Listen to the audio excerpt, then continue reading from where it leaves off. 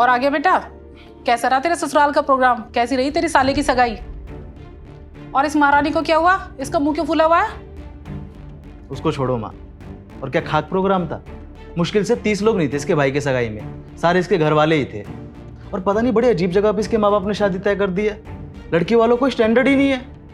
मिलनी में 100 रुपये पकड़ा दिए माँ, वो भी बिना लिफाफे के। बताओ। और माँ, इसकी होने वाली भाभी तो शक्ल से ही गंवार लग रही थी। पता नहीं पढ़ी लिखी होगी भी कि नहीं होगी। अरे बेटा, इसके भाई को तो लड़की मिल गई, यही बड़ी बात है। 4 साल से धक्के खा रहे हैं शादी के लिए, अब तो गंवार से ही काम चलाना पड़ेगा।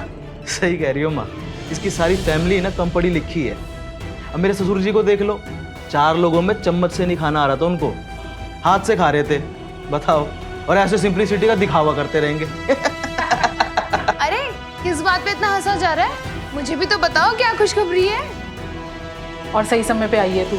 और वो तेरे भैया की साले की सगाई थी ना, बस उसी की बातें चल रही थी। तो उन गवारों के यहाँ ऐसा क्या हो गया जो आप लोग इतने खुश हो? एक तो इसके भाई की सैलरी भी इतनी कम है, और पता नहीं इनका घर भी कौन से पुराने जमाने का बना हुआ है। कौन भले घर का आदमी इनको लड़की देगा भला? तेरी भाभी के तो कर्म अच्छे थे जो हमारे जैसा परिवार मिला।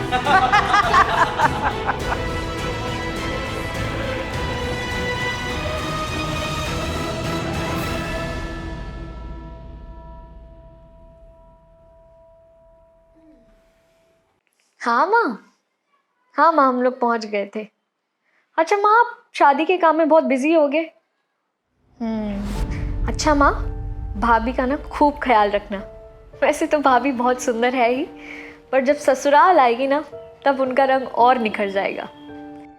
माँ, भाभी को ना उनकी पसंद की ही साड़ी दिलाना। ये जो मेरे ननद के ससुराल वाले हैं, उन लोगों ने तो उनकी शादी में इतनी बेकार साड़ियाँ दी थी। आप भाभी की चॉइस का ना ज़रूर ख्याल रखना।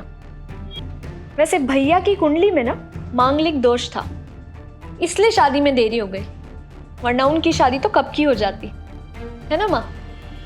माँ, वैसे भैया और भाभी की जोड़ी कितनी अच्छी है ना, वरना जो मेरे ननद के पति हैं वो तो इतनी शराब पीते हैं और शराब के नशे में दीदी पर हाथ भी उठाते हैं। तान्या,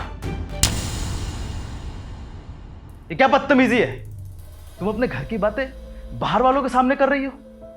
तुम अपने ससुराल की इज्जत क्यों छाल रही हो? जब तुम अपने ससुराल की बात अपने घर में कर सकते हो, तो मैं अपने ससुराल की बात अपने घर में नहीं बता सकती? क्या ससुराल की इज्जत रखना सिर्फ बहुओं का फर्ज है?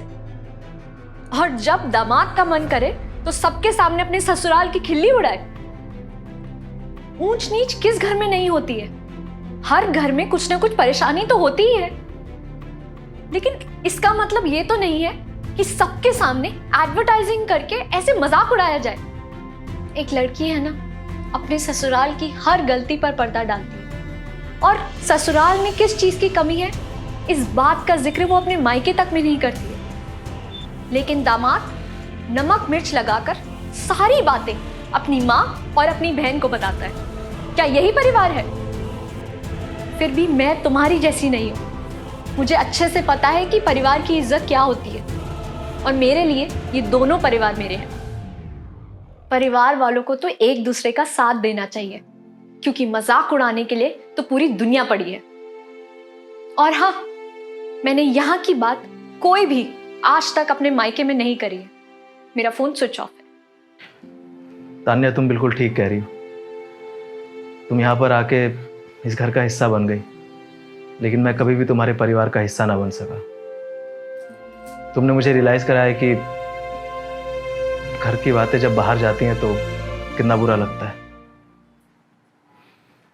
औरों का मजाक उड़ाना तो बहुत आसान होता है, लेकिन जब खुद का मजाक उड़ता है तब बहुत बुरा लगता है। प्लीज मुझे माफ कर दो तान्या।